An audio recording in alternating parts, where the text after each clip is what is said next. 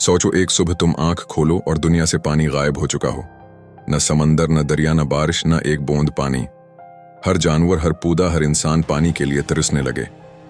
पानी के बगैर सिर्फ 3 दिन और फिर शहर वीरान होने लगेंगे।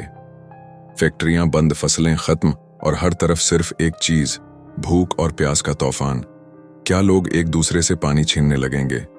क्या हम जिंदा रहने के नए तरीके ढूंढ सकेंगे, या फिर ये दुनिया सिर्फ एक याद बनकर रह जाएगी? सोचिए, अगर दुनिया से पानी एकदम खत्म हो जाए तो क्या होगा? ये चीज आपको सोचकर ही डरा सकती है। तो मूवी के स्टार्ट में हम लोग एक फैमिली को देखते हैं जो अपने बेटे बेन का बर्थडे सेलिब्रेट करने के लिए समंदर के अंदर आए हुए थे। ये सभी लोग बहुत ज्यादा खुश थे और एंजॉय कर रहे थे, लेकिन इन सब की खुशी कितनी जल्दी उनके लिए एक गम में बदलने वाली थे, ये उनको नहीं पता था। रात को पूरी फैमिली बेन की बर्थडे पार्टी सेलिब्रेट कर रही थी कि तभी उनकी बोट में थोड़ी सी हलचल महसूस होती है। तो ये लोग अपनी बोट को देखने लगे। इसी दौरान ये देखते हैं कि उनकी बोट के आसपास बहुत सी शार्क्स घूम रही थी, जिसका साफ मतलब ये था कि एक बहुत बड़ा तूफान आने वाला है। तभी दोबारा से बोट को एक जोरदार झटका लगता है, तो बेन के डैड टॉम देखने के लिए नीचे जाते हैं। तो उन्हें पता चलता है कि बोट के नीचे एक बहुत बड़ा डेंट आ चुका है, जो शायद एक बड़ी शार्क ने ही दिया होगा। आखिर इस बात के पीछे कितनी सच्चाई है जानने के लिए मूवी को एंड तक लाजमी देखना। खैर, जब टॉम पानी से बाहर आता है तो उसे एक बहुत गहरी चोट आई हुई थी, जो देखकर उसकी वाइफ जूलिया उसके स्टिचेस लगाने लगती है। तो टॉम कहता है कि वो डेंट इतना गहरा है कि हम अपनी बोट को आगे नहीं ले जा सकते, और उनके पास अब आखिरी हल ये था कि ये मदद के लिए किसी को बुला लेते, लेकिन उनके मोबाइल पर सिग्नल ही नहीं थे। उसके बाद ये सभी बहुत ज्यादा परेशान हो जाते हैं। तो टॉम अपने खाने का सामान चेक करता है, तो उनके पास बस 4 दिन के लिए पीने का पानी ही मौजूद था, उसके अलावा कुछ भी नहीं। अभी ये सब आपस में बातें कर ही रहे थे कि तभी उनको बाहर से एक जोरदार आवाज सुनाई देती है। जब ये लोग बाहर जाकर देखते हैं तो आसमान से एक रोशनी उनकी तरफ बहुत तेजी से आ रही थे, जो उनकी बोट से भी टकरा सकती थी। रोशनी को देखकर ये सभी बहुत ज्यादा डर जाते हैं। अब ये देखकर टॉम अपनी बोट का इंजन स्टार्ट करने लगता है, लेकिन वो जानता था कि अगर उसने इंजन स्टार्ट किया तो उनकी बोट और ज्यादा खराब हो सकती है, और होता भी बिल्कुल ऐसा ही है। उनकी बोट का इंजन पूरी तरह से तबाह हो जाता है। तभी एक दूसरी रोशनी भी अब उनकी तरफ बढ़ने लगती है। उनके पास दूसरा कोई और ऑप्शन नहीं था, तो बोट के नीचे चले जाते हैं और लाइफ जैकेट पहन लेते हैं। लेकिन तभी उनको एक आवाज सुनाई देती है और ये सभी बेहोश हो जाते हैं। अब काफी टाइम बाद जब उनको होश आता है तो ये लोग देखकर बहुत ज्यादा हैरान हो जाते हैं। उनको थोड़ी बहुत चोटें आई थीं, लेकिन सभी जिंदा थे। साथ ही उनकी बोट की हालत बहुत खराब हो चुकी थी, लेकिन खराब होने के बावजूद उनकी बोट से पानी अंदर नहीं आ रहा था। जब ये लोग ऊपर जाकर देखते हैं तो वहां का नजारा देखकर सभी लोग बहुत ज्यादा हैरान हो जाते हैं, क्योंकि जिस जगह पर ये लोग थे वो जगह बिल्कुल सुनसान और हशिक थी। चारों तरफ बिल्कुल सन्नाटा था। ऐसा लग रहा था कि ये लोग किसी दूसरे प्लेनेट पर आ गए हैं। जहां कल रात तक समंदर का पानी था, वो जगह अब बिल्कुल बदल चुकी थी। अब टॉम अपना कंपास निकालता है तो उन्हें पता चलता है कि जमीन की डायरेक्शन चेंज हो चुकी थी, और अब इसीलिए जमीन का जहां पानी था वो जगह बिल्कुल खुश्क हो चुकी थी, और जहां जमीन थी वो जगह अब पानी की लपेट में आ चुकी थी। और जमीन में जो इंसान जिंदा थे अब वो सारे मारे गए हैं। ये सादी बातें जानने के बाद सारी फैमिली बहुत ज्यादा डर जाती है। उनकी बेटी केसी अपने आप को एक कैबिन में लॉक कर लेती है, लेकिन जूली उसे समझाती है कि बेटा परेशान ना हो, हम सब तुम्हारे साथ हैं और हमें कुछ भी नहीं होगा। इधर टॉम रेडियो के जरिए किसी से कांटेक्ट करने की कोशिश करता है, लेकिन उम्मीद तो उसे ये थी कि सामने से कोई भी रिस्पॉन्स नहीं आएगा। लेकिन सामने से एक कैप्टन की आवाज सुनाई देती है। वो टॉम को बताता है कि मैं भी तुम्हारी फैमिली की तरह समंदर में हूं, लेकिन मैं एक सबमरीन में हूं और दुनिया का सारा पानी एकदम से गायब हो चुका है। लेकिन जमीन के जो पॉल चेंज हुए हैं वो एक हफ्ते तक वापस आ जाएंगे और दुनिया का सारा निजाम दोबारा से ठीक हो जाएगा। कैप्टन टॉम से कहता है कि तुम वहां पर मौजूद किसी ऊंची जगह पर चले जाओ इससे तुम लोगों के बचने के चांसेस ज्यादा हो जाएंगे। जो सुनकर टॉम कैप्टन से कहता है कि अब की सबमरीन में भी तो बचने के चांसेस ज्यादा हैं, तो क्या आप मेरे बच्चों को अपनी सबमरीन में रख लेंगे? जो सुनकर कैप्टन टॉम से कहता है कि हाँ, मैं तुम्हारी मदद करने के लिए तैयार हूं, लेकिन मसला यह है कि मेरी सबमरीन में सिर्फ 2 लोगों की ही जगह है और मेरा एक साथी पहले है मर चुका है। मैं एक आदमी को तो रख सकता हूं, लेकिन एक आदमी फिर भी बाहर ही रहेगा। लेकिन टॉम अपने बच्चों को बचाने की बहुत रिक्वेस्ट करता है, जिस पर कैप्टन टॉम की बात मान जाता है और उसके बाद टॉम वहां की लोकेशन के बारे में पता करने लगता है।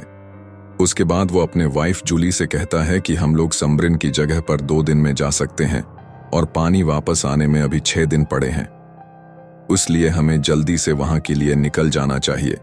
अब जैसे ही ये अपना सारा सामान पैक करके यहां से निकलने लगते हैं तो ये देखते हैं कि दौर से एक अजीब सा आदमी उनकी तरफ आ रहा था। उस आदमी के साथ एक ब्लैक कलर का डॉग भी था। टॉम देखता है कि वो आदमी जख्मी था, इसलिए टॉम उसकी मदद करने के लिए उसे पानी देता है, लेकिन वो आदमी टॉम का शुक्रिया अदा करने की बजाय टॉम पर हमला करता है और अपने चाकू से टॉम को एक ही हमले में मार देता है। जूली ये सब कुछ देख लेती है। वो अपने हस्बैंड को तो नहीं बचा पाई, लेकिन जल्दी से वो बोट के अंदर चली जाती है और अपने बच्चों को बचाने के लिए उनको छुपा देती है। साथ ही वो केसी को एक फ्लेयर गन देती है और कहती है कि जरूरत के वक्त तुम इसको चलाना। अब इतने में वो आदमी उनकी बोट के ऊपर आ जाता है, तो जूली उससे छुपने के लिए अपना आप को वॉशरूम में लॉक कर लेती है। जूली देखती है कि वो आदमी बोट में से खाना तलाश करने लगता है। खाना मिलने पर वो खाना खाने लगता है। खाना खाने के बाद वो जूनी को तलाश करने लगता है, लेकिन जूली बोट में हुए सुराह से निकलकर बोट के नीचे जाकर छुप गई थी। लेकिन उस आदमी का कुत्ता जूली पर हमला कर देता है, तो जूली ना चाहते हुए भी उसे अपने चाकू से मार देती है। अपने कुत्ते की आवाज सुनकर इस आदमी को पता चल जाता है कि जूली बोट से बाहर है। वो आदमी जूली को पकड़ने के लिए जैसे ही बोट से नीचे जाता है, तो जूली दूसरी साइड से बोट के ऊपर टूटे हुए शीशे से बोट के अंदर आ जाती है। लेकिन तभी वो आदमी पीछे से आकर जूली को पकड़ लेता है और उसे बहुत मारता है। पीछे से केसी उस पर अपने फ्लेयर गन चला देती है। फ्लेयर गन से उसे ज्यादा कुछ तो नहीं होता, लेकिन जूली अपने आप को उससे छुड़वा लेती है और अपने बच्चों को लेकर बोट से बाहर आ जाती है और फ्लेयर गन की वजह से उनकी बोट में आग लग जाती है। बाहर आने पर केजी और बेन अपने डैड की बॉडी देखकर रोने लगते हैं, लेकिन तभी वो आदमी भी उनके पीछे बाहर आ जाता है, जो देखकर जूली अपने दोनों बच्चों को लेकर यहां से भागने लगती है। काफी दूर जाने पर ये तीनों बहुत ज्यादा थक चुके थे, इसलिए एक पहाड़ी के पीछे रुक कर सांस लेने लगते हैं। जूली देखती है कि वो आदमी अभी भी उनके पीछे ही था और अब दोबारा से ये लोग वहां से भागना शुरू कर देते हैं, लेकिन जब भी ये पीछे देखते थे तो वो आदमी उनके पीछे ही था। खैर, ये लोग दुखते हैं और भागते रहते हैं। अब पानी की कमी की वजह से जूली देखती है कि बेन डिहाइड्रेटेड हो चुका था, तो केसी बेन को पास बचा हुआ थोड़ा सा पानी देते हैं। केसी में भी अब हिम्मत नहीं थी और वो समझ चुकी थी कि अब उनकी मौत बिल्कुल नजदीक है, लेकिन जूली उस पर चलाती है और कहती है चुप करो, ऐसा बिल्कुल भी नहीं होगा, तुम परेशान ना हो। अब आगे बढ़ते हुए इन लोगों को एक प्लेन नजर आता है जो काफी साल पहले तबाह होकर पानी में गिर गया था। अब रात ये लोग उसी प्लेन में गुजारते हैं। रात को जूली को नींद नहीं आ रही थी, इसलिए वो प्लेन से बाहर आ जाती है, लेकिन वो देखती है कि उस आदमी ने अभी तक उनका पीछा नहीं छोड़ा था। और अब जैसे ही वो आदमी जूली के पास आता है तो इस दफा जूली उस आदमी पर हमला कर देती है और इतने चाकू मारती है कि मार मार के उसकी हालत ही खराब कर देती है। अब सुबह जब ये लोग उठते हैं तो देखते हैं कि उस आदमी की हालत बहुत ज्यादा खराब हो चुकी थी। खैर, अब उनको आगे बढ़ना था और वहां तक पहुंचना था जहां सबमरीन थी। इधर बेन की प्यास की वजह से हालत बहुत खराब हो गई थी, तो वो वहां पर मौजूद गंदा पानी पीने लगता है, लेकिन जूली और केसी उसे पीछे हटाती हैं। पानी पीने की वजह से बेन बहुत बीमार हो गया था, इसलिए जीली और केसी एक शेल्टर बनाती हैं। अभी उन्होंने वहां थोड़ा सा आराम किया था कि तभी उनको बहुत अजीब से आवाजें सुनाई देती हैं। ये तीनों देखते हैं कि बहुत से कीकड़े उनकी तरफ आ रहे थे, जो देखकर ये जल्दी से वहां से भागने लगते हैं। आगे बढ़ते हुए उनको एक बहुत बड़ी शिप नजर आती है जिसमें बहुत से कंटेनर्स थे। जब ये तीनों उन कंटेनर्स के पास जाते हैं तो वहां पर उनको बहुत से लोग नजर आते हैं जो उनको देखकर कंटेनर्स के अंदर जाकर लॉक लगा लेते हैं। ये लोग मदद के लिए बहुत चिल्लाते हैं लेकिन वो उनकी मदद नहीं करते, जिसके बाद ये तीनों कंटेनर्स के ऊपर चढ़ने लगते हैं।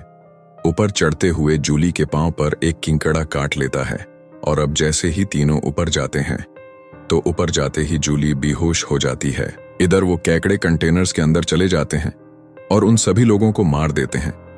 अगली सुबह जूली की जब आंख खोलती है तो वो देखती है कि उसके बच्चे वहां पर नहीं थे, जो देखकर वो बहुत ज्यादा परेशान हो जाती है।